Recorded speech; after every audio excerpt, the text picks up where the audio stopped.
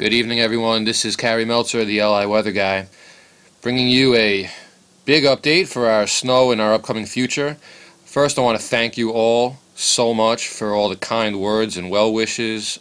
I did have a pretty awful accident today, not really doing anything. I just kind of fell and my knee, just kind of standing there, my knee just kind of gave out from under me.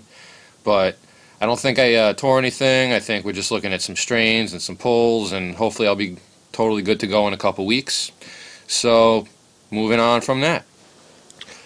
Here is the first bit of snow that we're going to be looking at, and this is what I blew up as our monster storm the other day, but it's just not going to quite come together. Okay, here we have moisture from a northern branch of the jet, little Alberta clipper coming down, and it initially was going to be meeting with this piece of energy moving along the southern jet. However, the last models show this piece moving a little bit slower, this piece moving a little bit faster, and they're basically just going to connect out to sea. So it's going to miss the connection as it gets to our area, and in turn what that's going to do is just bring us some of this energy from the northern branch. We're not even going to see this affect the area, but maybe a little bit on eastern Suffolk just as the storm is ramping up. If there's a little bit of precipitation left over, it could start to get heavy just as it pulls out, but I really don't think we're looking at much coating to an inch, and I think that that inch would be, further out east. So this is really just going to be kind of a nuisance very late tonight into tomorrow. You'll see the snow coming down just on top of the icy patches we have out there already. It's just going to add to the nuisance factor, and that's really it. Now moving into our next scenario. Here's the Euro model from the 12-0 on this afternoon, and this is the future of our storminess that we're going to see impacting the East Coast for quite a few days. Valentine's Day week, right before Valentine's Day, coming up.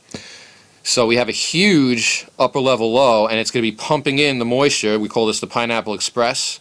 It's moisture that's just coming in a plume from the Hawaii area, and this is going to be just affecting the west coast and the Pacific Northwest. We're probably going to see lots of flooding rain impacting it's from Central California up on north, and models kind of have a hard time with cut-off upper-level lows, so each one of these runs has been kind of adding a little bit more moisture, pumping up this west coast ridge, deepening this trough even more. So eventually this is going to pan out to be a huge storm that finally moves along, but right now it's just energy pumping in the moisture. And I'm going to show you the continental United States here. We're starting to come into, this is the beginnings of that plume. Huge ridge up here over the Rockies. Huge. I'm just going to advance this a little bit for you. Just kind of show you an idea. This is that bit of energy that's going to be coming down the chute. This is Friday afternoon. We could just kind of advance it. 6 hours at a time. And that moisture is now, that energy is starting to take shape. Now you can start to see that in its wake it's going to start to leave or carve out an extended trough of low pressure.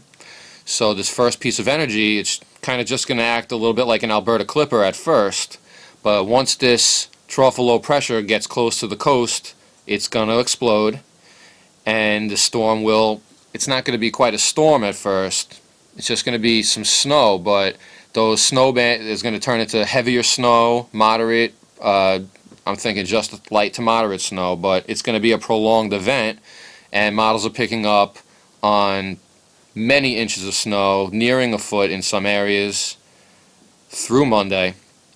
And I'm just going to advance this 6 hours at a time. This is Sunday afternoon. You can see the rain-snow line here just south of Long Island. Zooming in a little bit further. Okay, we have nice cold air being pulled into the system. Advancing 6 hours, doesn't really look like much, but you can start to see that secondary low is now starting to take shape. Okay, now we're into Monday afternoon. Now whatever snow is falling is going to be a little bit heavier as this low is now coming off the coast and starting to deepen. Advancing 6 hours, a little bit of heavier snow there. So now this is Monday. It does look like Monday is going to be certainly impacted, and we're looking at some pretty good snows. Just because it's not going to be crazy heavy, but it's going to be prolonged light to moderate snow, many hours of it. And this is the Euro pumping out about a foot for the area. I don't know about numbers just yet. I'm not ready to say what the final snowfall totals are going to be, because the system is definitely still evolving in the models. I think this is not the final solution. I think we're not going to like the final solution, because you can start to see it already unfolding here.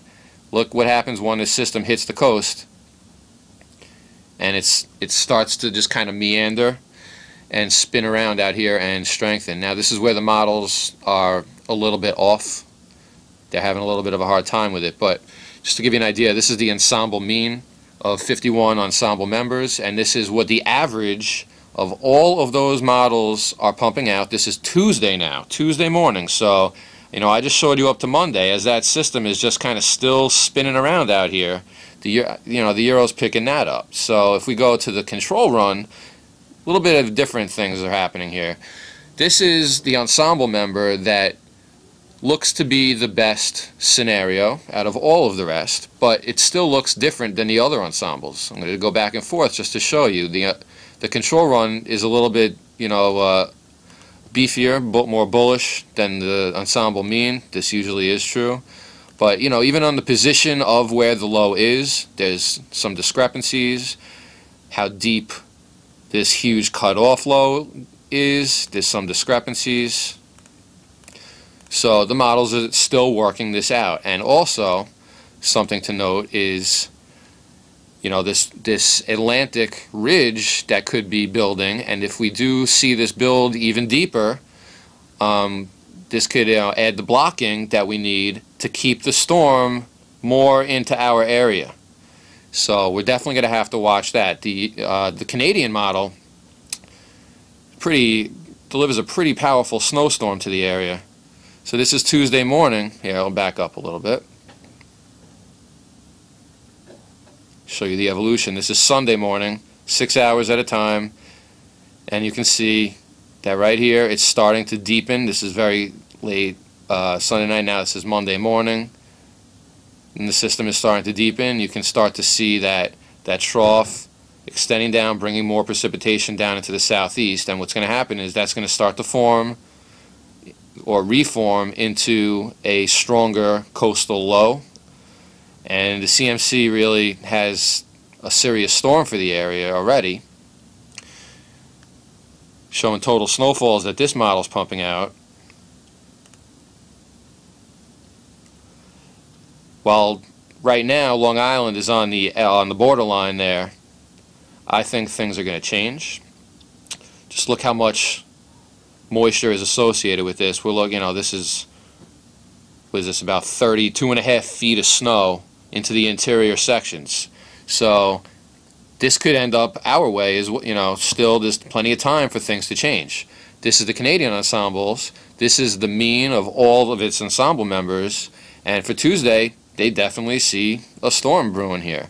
Now the exact spot where that storm is a little bit broad, but the fact that we're seeing the storm, that's definitely a sign of things to come. And this is its control member, which is the best looking run of all of the ensembles, and I mean, game over right here. If this model works out, we're all going to get nailed with a monster snowstorm. This is Tuesday.